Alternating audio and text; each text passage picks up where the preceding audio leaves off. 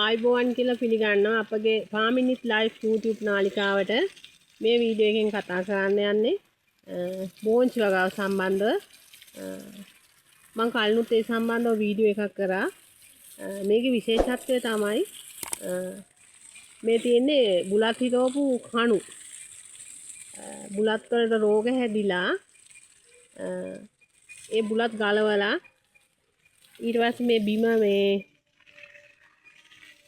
හොඳට පුච්චලා මේකේ බෝංචි වගාවක් තමයි දාලා තියෙන්නේ.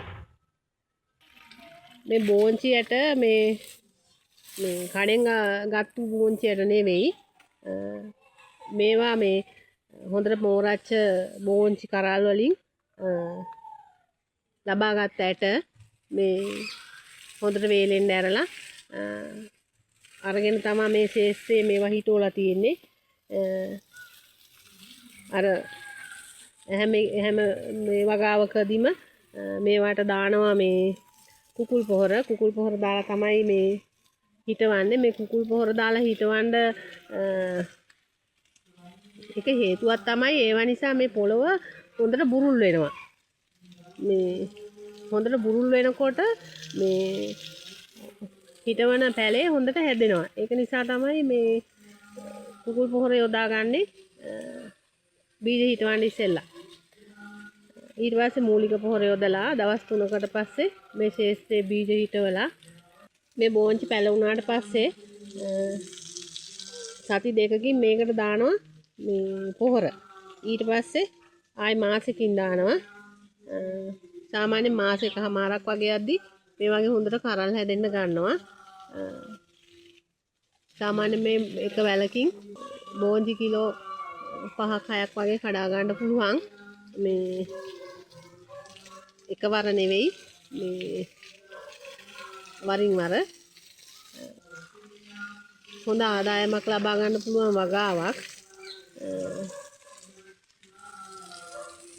හැමදාම මේකට උදේ හවස මේවට වතුර දානවා. වතුර දාලා තමයි මේ වැස්ස අඩුයි මේ දවස්වල ඒ නිසා තමයි මේ වතුර දාන්නේ.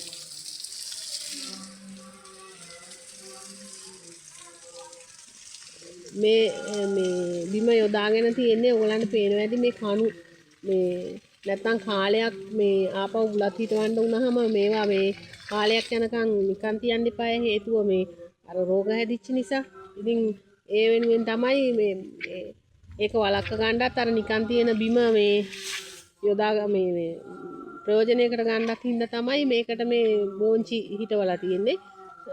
අනික විශ්වාසයක් තියෙනවා බෝංචි මේ කරල් වගේ දේවල් හිටවපුවාම ඒවා ගොඩක් වෙලාවට අර රනිල කුලේ මේ ශාක නිසා මේ පොළවේ මොනවා හරි විස වගේ දේවල් තියෙනවා නම් මේ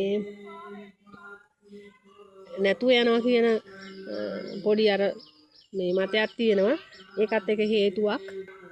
මේ බෝංචිත් උඩින් පන්දලම හදලා මේ පන්දලමට තමයි ඇරලා තියෙන්නේ. පන්දලම් භෝගයක් මේක. ගොඩක් වෙලාවට මේවට ලෙඩ අඩුයි. මේ ප්‍රදේශයේ හැටියටද එහෙම කියන්න දන්නේ නැහැ. මේ අර දිලීර රෝග වගේ ඒවානේ හැදෙන්නේ. ඉතින් මේ අර කොළ කහ වෙලා මුල් කුණු වෙලා වගේ මැරිලා යන දේවල් නේ වෙන්නේ. ඒ වගේ දේවල් අඩුයි. මේක හොඳට ජලයේ බැස යන මේ පොළවක් මේක. අනික මේ කාබනික මේ කියන්නේ හොඳ ලොම්පසක් තියෙන මේ වැලි මිශ්‍ර පොළවක්. ඒ නිසා මම හිතනවා මේක ගොඩක් වෙලාවට සාර්ථකයි කියලා. අර මැටි පොළවක ඒ වගේ මේ පොළවක වගා කරනවට වඩා මම හිතනවා අපේ මේ උත්සාහය සාර්ථකයි කියලා.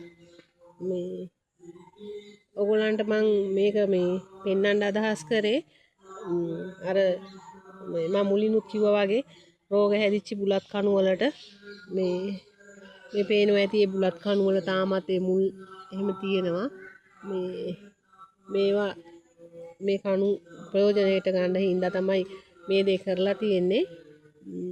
නැත්තම් එහෙම ආපහු බුලත් හැදුවොත් සාර්ථක වෙන්නේ නැහැ. මොකද මේකේ අර ඒ බුලත් වලට හැදිච්ච රෝගකාරක තියනවා කියලා තමයි විශ්වාස කරන්නේ. ඒවට බෙහෙත් නැහැනේ. මේ ඒ නිසා